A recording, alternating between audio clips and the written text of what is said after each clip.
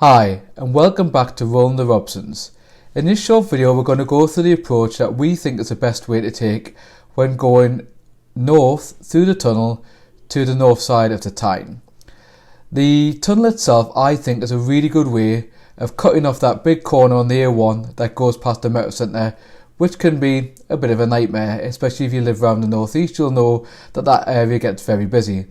So to start the video here, we're just approaching the tunnel. There is a couple of ways. You can go directly up to the A19, or if you're on the A1 you can cut off at what's called the 194M, and then you can cut across there to this point here. So there's three lanes, as you can see. The left hand lane goes somewhere different. You want to be in the middle lane, and then as you're approaching you'll also notice that this side of the tunnel, the north side, is a 30-mile-an-hour limit, so just adjust your speed to make sure you're ready. At this time of day, it's quite quiet when we went through on a Saturday at about 10 o'clock, but it can get quite busy, so that kind of filter lane on the left there can be quite a bit of traffic going through there. So again, there's a couple of reminders that it's 30. There are two lanes here. There's a left-hand lane and there's a right-hand lane. And the reason we've recommended that you stay in the left-hand lane is just because it's a little bit high, which should be fine here because caravans are going to be as high as the signs that are going above you, but it just gives you a little bit more space. And the other thing to note is that while going through the tunnel you cannot and you are not allowed to cross that middle lane, and they do from time to time, I don't think they ever give out fines, but they do send you reminder letters to let you know that you shouldn't be crossing the middle lane, particularly for caravan. So the actual main part here that's going down is approximately 1 mile long.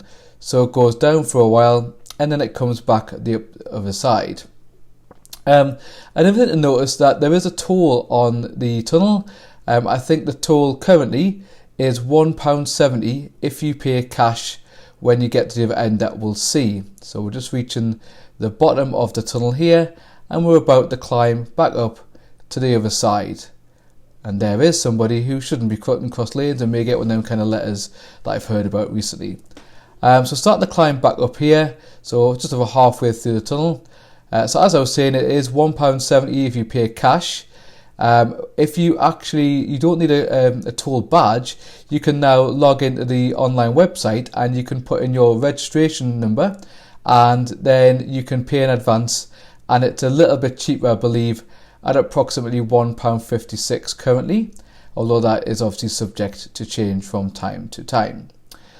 The other thing to note is that even though the speed limit is 30 miles an hour, many people don't drive at 30 miles an hour, normally about 25, sometimes even 20 on this side, depending on how busy the traffic is on the other side. And as you approach the top here, you have to be mindful that sometimes the traffic more or less stops if the tolls are quite busy above. So we're just about to come out on the top here and they'll get the other side. You could have, if you like my daughters, try and play hold your breath for the whole time, even though it never works, and they cheat and pretend that they have held their breath for the whole time, and then they argue about who held their breath longest. That's children. So we're coming out the top here. There is two wider booths to go through. There's a left-hand lane that we're going to go through, which is if you want to go directly up to the N18, and on the far side there, where there's kind of another orange pole at the top there, next to the Tyne Tunnel house, there is also a wider lane, and that wider lane is quite useful if you're going to the ferry terminal, if you're going over to Amsterdam with DFDS or somebody like that. Something that is useful, and it does get some of us northeasterners a little bit annoyed, is that a little bit like here, sometimes people come to the tunnel and the toll, and they're not quite ready. So just make sure you've got your change, and there is a help button if you get stuck. The other thing I'd probably recommend is leaving a little bit of distance there, because you don't want to get stuck and then have to reverse out of this breakdown.